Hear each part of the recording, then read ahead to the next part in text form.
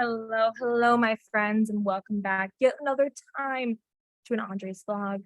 This is our final vlog, sadly, so listen up as we are talking about something that we talked about during our public health venture in Japan, pollution-borne illness.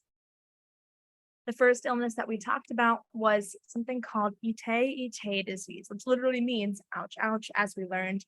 This disease was interesting. It affected mostly postmenopausal women and happened in a small area of Toyama Prefecture where people were essentially all of a sudden getting these weird symptoms. They were having bone malformations, osteoporosis, and were in a lot of pain. Eventually, it was discovered that the cause of this was cadmium poisoning, which was ingested through fish and rice and water that people were using to have their everyday needs met.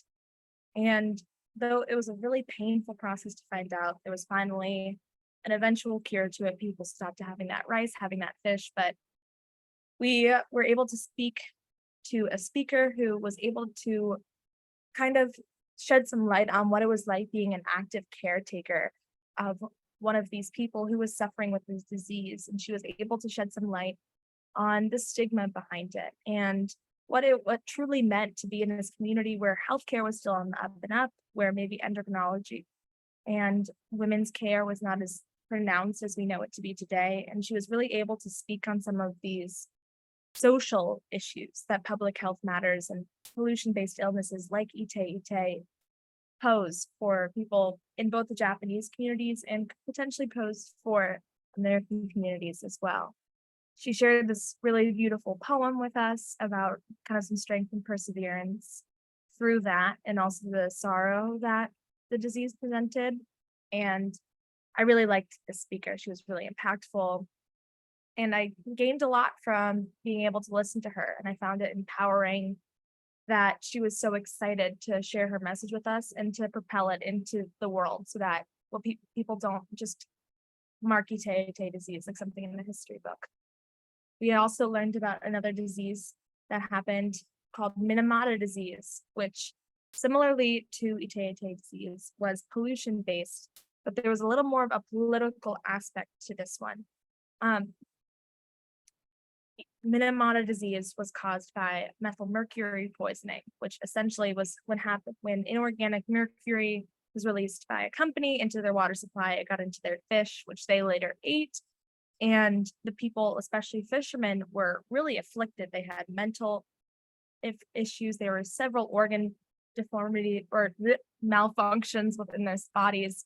But what was really interesting about this in particular was that as we got to learn more and more about the disease, we learned about the activism that it took in order to stop the dumping of methylmercury into the ocean, because it was a huge issue for all these people. They were losing business, people were getting sick. It was a massive thing for the people of Minamata Prefecture. And we actually heard from the speaker, Ichiro Kawamoto, whose father, Teruo Kawamoto, was one of the four people on the forefront of these fishermen who were protesting Shiso, which was the company dumping the methylmercury into the ocean, and was protesting their pollution and their waste.